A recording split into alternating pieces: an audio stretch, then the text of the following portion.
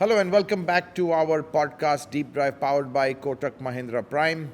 Now on this week's episode, we're going to be talking about Hyundai and the massive announcement they've made, which has really kind of shaken the industry. Now Hyundai Motor, very, very big plans for India. And I'm Hormazd Sorabjee, and the right man to talk about this with me is... Hi, Hormazd. I'm Ketan Thakkar. Yes, what an amazing day that was. I mean, first CEO investor day.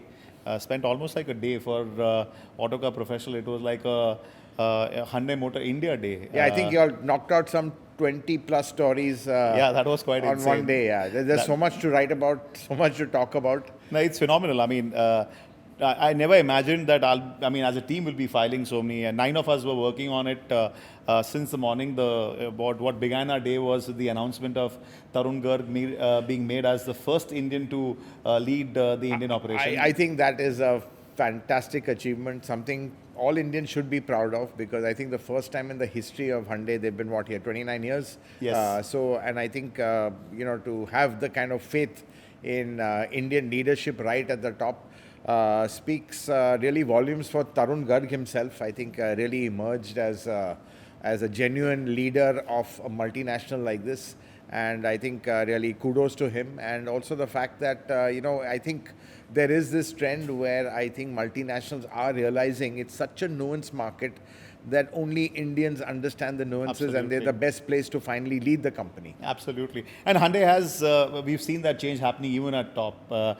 We've had a Spanish CEO who is a citizen of US, Jose Munoz, that's right, running the global operation. And clearly, they are ensuring that there is the best of each world contributing to Hyundai Motor globally. And even in India, Tarun Garg is part of many of these global meetings. And clearly, India is getting some of the best technologies that Hyundai Motor Company has globally. Right. And a lot of that was revealed through the day, Hormaz. And it showed that, one, that you are a strong local player, but if you have commitment from the global operation with regards to India, there's significant amount of investment committed, local R&D. That's the headline figure, isn't it?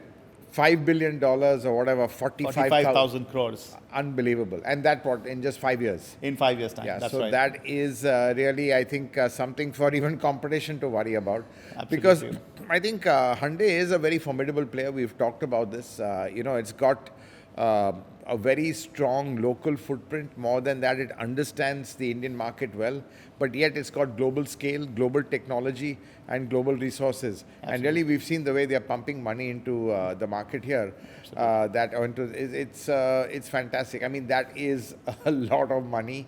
And I think with that, we're going to be seeing just a slew of models, multiple powertrains, isn't it? So, Ketan, I think I've even lost track of them. I know 8 hybrids was one number. So, Yes. pivoting to hybrids as well. Interesting change, yes. Without any tax benefit. So, there must be something in there. I think it's a lot to do with CAFE targets. Everyone's realized that. Don't you think it's a bit of a hedge that if electrification, though I think it's picking up quite fast, but if it kind of stutters, the hybrid powertrains really are an insurance for CAFE, which are really going to get strict after 27, 28. Absolutely, Hormaz. And I think India also takes reference from how the global market is evolving. And world over the last 24 months, we have seen that there is that rise of hybridization that is taking place, and the penetration of EV has not been as strong as one was anticipating. And clearly, But in India, it's a different story, actually. Somehow we are a little out of sync, because I think this year's going to see huge growth, isn't it? I think might be more than 6%. Yeah, you're right, Hormuz. This year it has been the case of expansion of portfolio, introduction of multiple models from newer players. So that has the expansion of product portfolio usually expands the market, and we've seen the mainstream players coming into the segment. But the long-term expectation, and even from Hyundai Motor Company, the long-term expectation is that they feel that hybrid will be about 16% and EV will be somewhere around 14-15%. So despite the strong penetration that we have seen in the EV space, one anticipates that electrification may be between 15 to 20% by the end of the decade. And if you have to offer more cleaner alternative in the market, then you have to look at things like hybrid, CNG, flex fuel. And all that, I think, Ketan, is going to be around new energy, is going to be 50% of Hyundai's portfolio by 2030. Is that right? That's right. That's Over right. So I think they're really banking on what we call these new energy vehicles. Absolutely. So I think even if the market may not be as high as that penetration,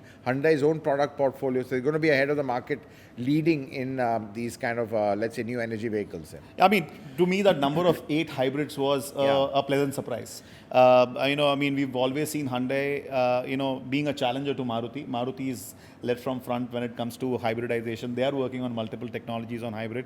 But 8 different hybrids, right from compact vehicle to the top end of the market. Yeah, what I hear is even the Extra is going to be hybridized. So it's just going to be quite interesting how it's going to be. I think also, there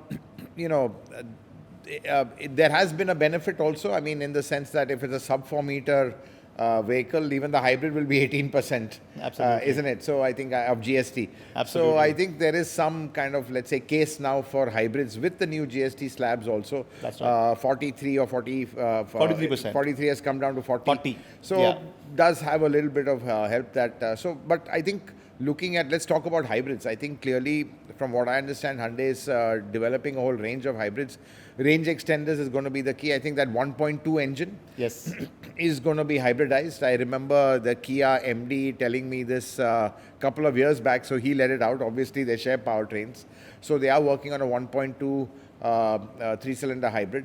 Yes. And clearly, that's going to kind of probably power their smaller vehicles. Compact vehicles. And I think a 1.5 hybrid as well. So I think 1.2, 1.5 is just basically what the industry is going to be settling in on as ICE engines to kind of support the electric hybrid powertrain. Absolutely, Hormazd. And after this E20 noise, or rather E20 issue, fuel efficiency has again come back in the reckoning. Exactly. And clearly, hybrid vehicles does offer you that better fuel economy, and hence, potentially, if the EV penetration is not going to grow, hybrid is going to become more and more relevant in the future. And the good part is that we're going to see all host range of hybrids coming from various car makers, right? From range extenders, mild hybrid, strong hybrid. Maruti itself is working on a 48-volt hybrid. So, so there are plug-in hybrids also coming in. So we're going to see vehicles getting electrified in the coming years. And I think that's what's amazing about Hyundai is their kind of diversified powertrain portfolio. I mean, they've got everything. Phenomenal. So even I think on hybrids, we'll have range extender, we'll have the strong hybrid, and I think even the more expensive vehicle, we'll have plug-in hybrids. Yes, absolutely. So I think we are looking at everything, all the technologies on the table, what really works. But I think, Ketan, it's a real show of force. I think also, being now listed, publicly listed in India, I think they have to kind of show that a certain level of commitment. I think they've thrown everything out there. I don't think companies kind of reveal so much of their future plans in advance like this, do they? I think the timing is critical. I think for the first time ever, we saw the brand actually slipping to number 4 position. That's right. Question marks were raised. The last few models that they launched did not really catch the fancy of Indian buyers. Alcazar did not take off. Exter did well to begin with, but eventually it fizzled out. And it was nowhere close. I think everything's revolving around the Creta. They need to break away from that. And that's a feeling that they've had. I guess, given the fact that first they had to transition from BS4 to BS6, so they had their hands full. And then, following that, it was about ensuring that they are ready for the IPO. The bottom line was a critical factor. And hence, the entire focus had moved towards bottom line. We did ask the senior management, I'd also like to get your views about, you were part of the roundtable with the CEO, but whatever we, as Autocar Professional, whatever we discussed, the sense that we got is that, yes, market share is under pressure. The management wants to regain back that number 2 position, but it is not going to happen at the cost of profit. I think now being publicly listed, there are shareholders, stakeholders to be answerable to, so they can't be buying market share. And I think they're going to have certain constraints. And talking about market share, Ketan, a very modest prediction of just 15%. That's right. Which is a little bit more than what they are, isn't it? Yeah. So I think. Yes. So in fact, I did question the management as to why you're so conservative. In fact, the explanation was that if you look at everyone else's market share prediction, then the market should be 150%. Yeah. So what they are claiming is that they would rather want to be more realistic and would try and over deliver rather than over promise. Right. So they are okay to, and they said that all these plans that they have shared for 2030, there is an upward bias towards that. And if we can exceed the expectation, the street, the shareholder, the consumer, all of them will reward the brand. Yeah, I think also maybe 15% is based on there are still big gaps in the product portfolio. So with those gaps, difficult to maybe increase market share. I mean, lower end, of course, we know it's not growing, but it's still a sizable amount, and that's where Maruti has a stranglehold. Yes. So clearly, maybe they've realized that they don't want to fight in that space. Absolutely. So they're leaving that space vacant, but that's quite a large chunk of the market. So there was a reiteration made that given the fact that there's a sizable entry car buyer in the Indian market, so probably they may not come out with yet another hatchback at the entry level. Potentially, there was a giveaway that you may see more small SUVs coming from Hyundai in the future. The big announcement was, Hormazd, that from a product portfolio standpoint, they want to get into the MPV space. Right. It's a sizable market in India today. Yeah. They want to get into the off-road SUV space. Now, that is something that the Indian buyers are loving, and we are seeing significant action at Mahindra. I think exactly. I think they've seen these two segments very. It's quite interesting you say that. Clearly, Mahindra has run away with the hardcore off-road SUV space. Yes. I think everyone thought it would be niche, Yes. but clearly it's not. I mean, a combination of Thar Rocks and Scorpio. Yes. All ladder frame, and don't forget, Hyundai still has diesel. I don't know whether they would still persist with that. They've just got a 1.5, but from what I understand, speaking to the top leadership, that there's no reason to discontinue diesel. So I think, and that's very key when you want to go into the hardcore off-roader space. Absolutely. So they have that. So I think obviously they want to go after Mahindra, whether they can with monocoque, because they're not going to body on frame. Yeah. That is definitely not going to happen. And I think the MPV space, the sense I've got is that they've always had some sort of understanding with Kia. Right. Okay, you guys, we won't come on your turf with MPVs. So, Right. The Kias have had the Karens, the Carnivals, Yeah. that sort of thing. And clearly, Hyundai hasn't really got into that space. But I think now, it's everything is up for grabs. And clearly seen the way the MPV space is actually grown a bit, hasn't it? Because It has. you've got the Ertiga ruling the roost at the bottom end. You've got the Innovas at the top end, and nothing in between. Okay, you've got the Karens over there, but it's really a quasi MPV. Right. So I think there is a lot of scope, and I think also in the MPV space at the top end.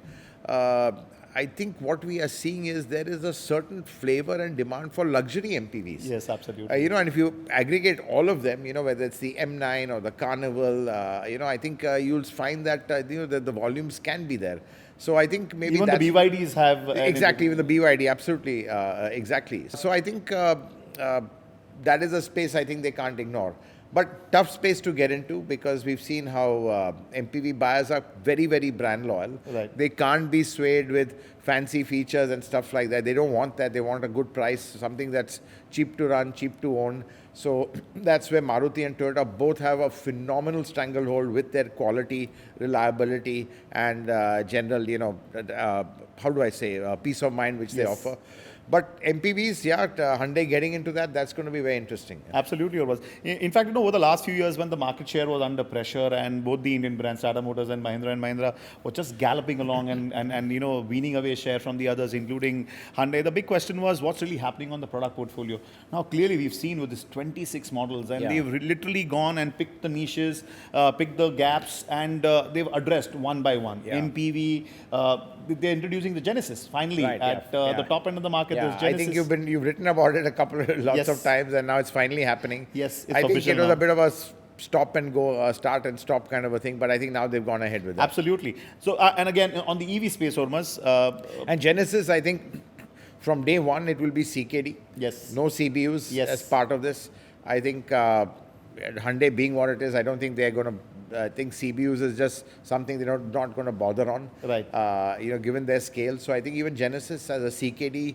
It's going to be made in India, yes. Could be very competitive. Absolutely.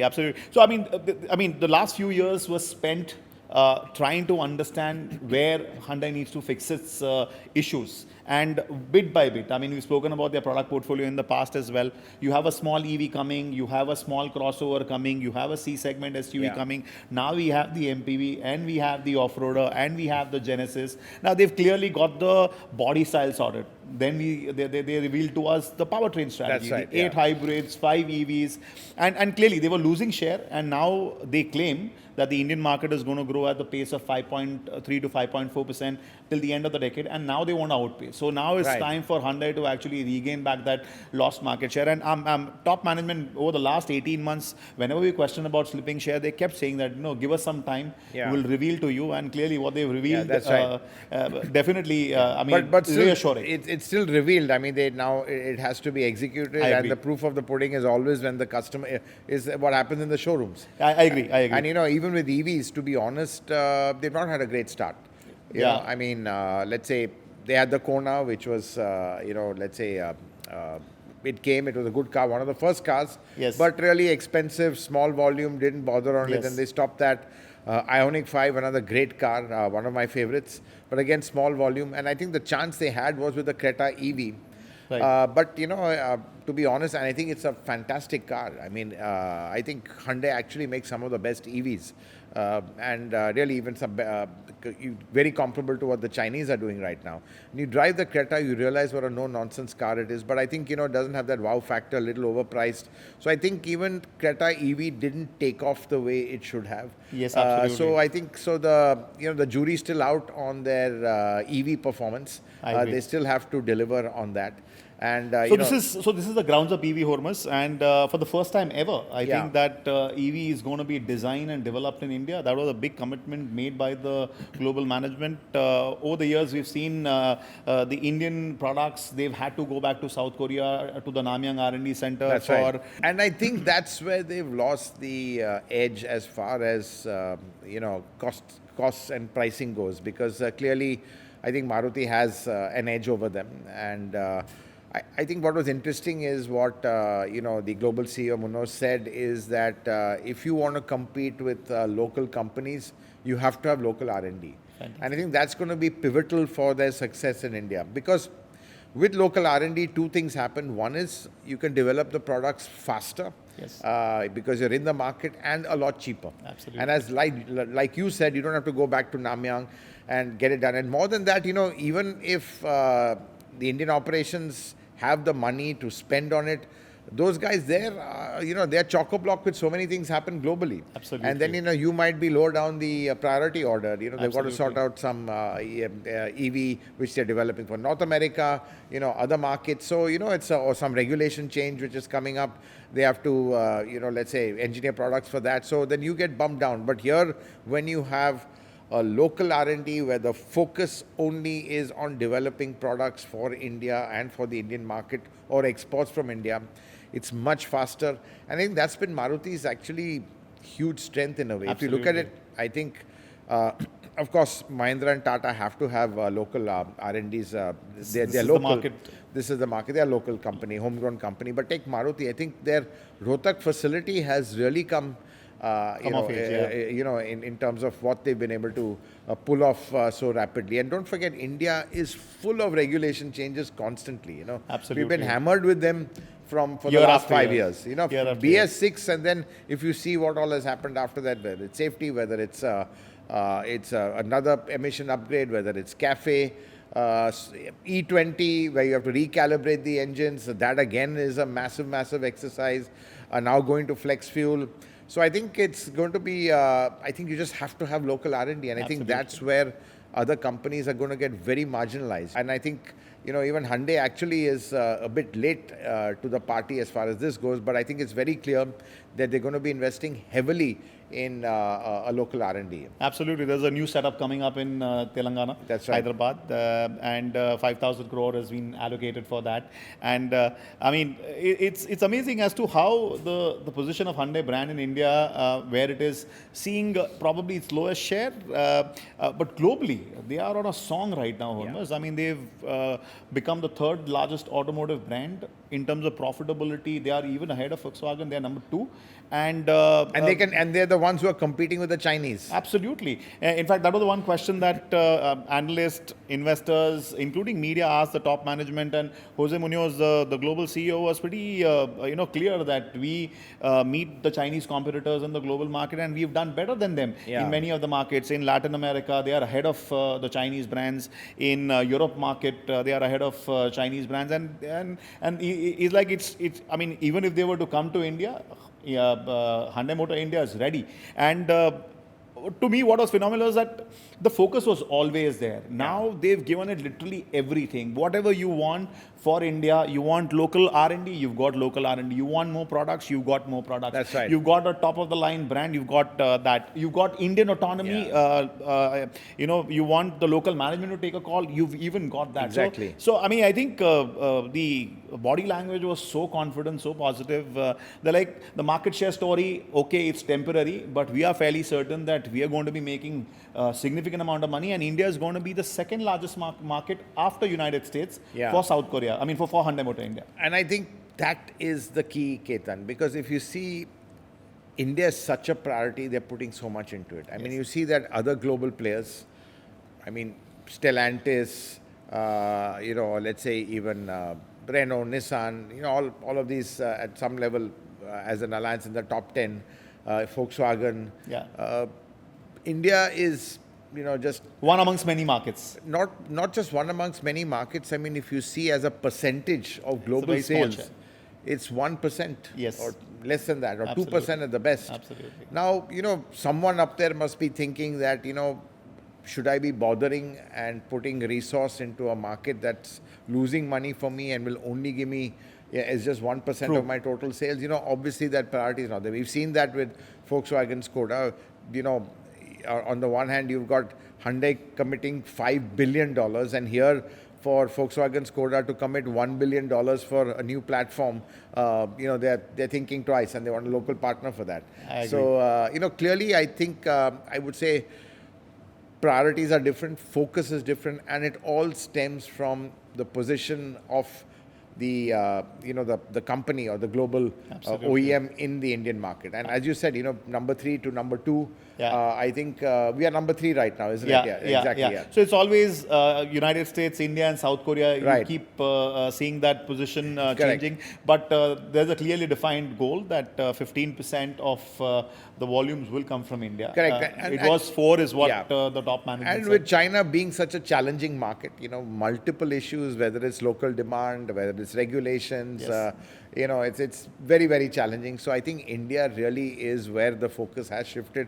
And I think it's fantastic for the the local Indian subsidiary of Hyundai, which I think is fantastic. I mean, our listed company, Absolutely. So clearly, it's. I think this is really, how do I say? I think this is a springboard for Hyundai. I'm quite confident. They may say 15%, but I think if we're looking at what the products are there, it could be a lot more. No, absolutely. And they did mention that there is an upward bias towards that, and we would like to pleasantly surprise media, investor fraternity, and consumers by bringing out some amazing global products with global technology. And, there was one question asked by the investor fraternity about how different is Hyundai's hybrid when compared to Toyota, who spent decades in mastering that. And the global R&D head did mention that the last several years have been spent in ensuring that the affordability of hybrid is a critical element, and that is what India is going to get. Now, if the hybrid comes in at a price difference of about 15-20% for a price-sensitive Indian buyer,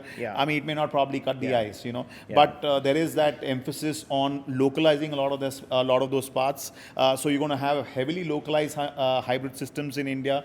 Even your cell for batteries at this juncture, whatever they source is imported, but there is a plan being put in place as to how even the cell, semiconductor, everything is localized. So there is that tremendous thrust towards ensuring that there is a lot that happens locally, and there is a belief that India can cater to a much larger global market. They've been catering to the emerging markets over the years, but their intention is that 30% of their total production by say 2030, 2031 will be for the overseas market. Right, and if there's always this option open that if the domestic market grows well, they can always divert that production to the other parts of the world. That's right. I mean, don't forget the original i20 started off as a model for exports. Yes. It never thought it would do well in the Indian market. Yes. And then, it just absolutely took off. So I think that was really the plan. I mean, if there was no export demand or market for something like an i20, they may not have made that model here. Because, at that time, a premium hatch, no one would thought you'd pay so much for a hatchback.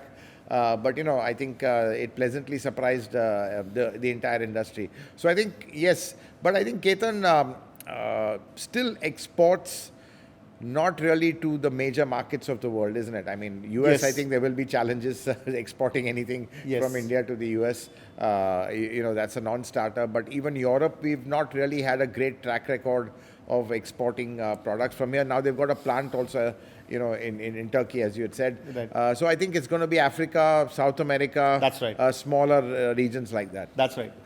Almost. I mean, so it's a twin approach. So they call it local for local, which is local for India, and India-like markets around the world. And there are many such markets which are growing faster. The global south, as a lot of global management like to call it, that is where the future growth is going to come from. So South America, Southeast Asia, India, Africa, south of Africa. So that is what they believe, that that is where the future growth is going to come from. And from those market perspective, India is like the beachhead, and India is going to have models that actually caters to the needs of those markets, but even the wallets of those markets. So the hope is that those markets are going to grow, and we've seen matured markets actually struggling. Europe, US, they are yet to go back to their pre-COVID levels. So their hope is that India and South, the global South, will grow, and they'll be able to cater to those markets from India. What for Hormazd, that apart from the big investment into products, technology, capacity, R&D, they've also announced the plans to bring in Hyundai capital into India. They realize that it's no more about the acquisition price. Finance plays a very critical role in a market like India, and they are no more keen on going to the cheapest car that is out there in the market. Their aspirations are, the Indian consumer aspiration is growing, and they would want to get something which is a lot more expensive, but they would want that their EMI it's not that expensive. So Hyundai capital comes in, and the plan is to come out with attractive finance option, leasing option, so that that acts as a big support not only to the end consumer but even to the dealers during difficult times. So they've tied up literally every possible end that needed to be addressed, and they're pretty gung-ho that India is not only going to outperform when it comes to the local market, and they're going to regain market share, but India is also going to be an outperformer at the global stage. There was a question asked to the global CEO as to what's your global strategy, and his statement was, India is our global strategy. I mean, what a fantastic headline for a news scribe. Clearly they've doubled down, they've put in a lot of money, there is a lot of faith, there is a lot of conviction, even as we keep forcing them on, pressurizing them on market share questions, but they appear very assured. They're like, we're not going to run behind market share by losing money. It's going to be a profitable, sustainable growth. But at the same time, it's not that they're going to give away that number 2 position. They want to win that back, and they want to win that back with right products. So I think it was an exciting day, and it's going to be a serious comeback from Hyundai in the coming years. I think one thing, Ketan, we've not talked about, and clearly, the investment is there, the models are there, everything's, all the ducks are in a nice little row to kind of, to really take the company forward. But one thing which I think is absolutely core, which, you can't put numbers or dates or technology on, is the people to execute. Completely agree. The kind of vision. I agree. And, while you've got someone brilliant and stellar like Tarun Garg at the top, to be honest, the second rung or third rung, especially in the network side, to expand. Completely agree. That's where they really need, I think, a lot of talent over there. I agree, Hormazd. I mean, even in Maruti, someone like a regional manager, he has a lot of authority and a lot of ability to kind of make a difference. And absolutely. I think, so it'll be interesting to see who comes in place of Tarun. In Tarun Garg's place, CEO. I think my guess would be, I don't know, pull someone from Maruti. I don't know if that would happen, but I think clearly, that's one thing they need to address, because at the end of the day, it's not products, but the people behind the products that really make the success of a company. But I think there's a lot of momentum behind them. I think clearly on the strength of products, just on the strength of technology, and with the kind of how do I say, the force with which they are coming in, like a tidal wave. Right. I think it's going to, let's say, give competition a tough time. And I think one can only say that it's going to be a very exciting and probably interesting next half of the decade, where probably by the look of it, Hyundai is going to be the company to watch. Absolutely, Hormazd. I think, and with the tailwind of GST, I think the momentum was slowing. Now they've got a tailwind of GST, and there's an all-new venue coming up, and then the models start coming in one after the other of 2026 onwards. I think it is going to be very exciting, and as we always say, more products means great times for consumers and fantastic value for consumers. So it's going to be exciting. I'm really looking forward to this evolution of Hyundai brand in India. Absolutely. And can the rest of the decade belong to Hyundai? Well, that's what we'll have to wait and see, but that's what we discussed and analyzed here. Hope you enjoyed watching this episode of Deep Drive. Don't forget to tune in to us every Saturday, 11 o'clock. And to make sure you don't forget, do stay notified by clicking the bell icon. And you can even follow us on our other podcast platforms like Spotify and Apple Podcasts. Thanks for watching. See you again, same time next week.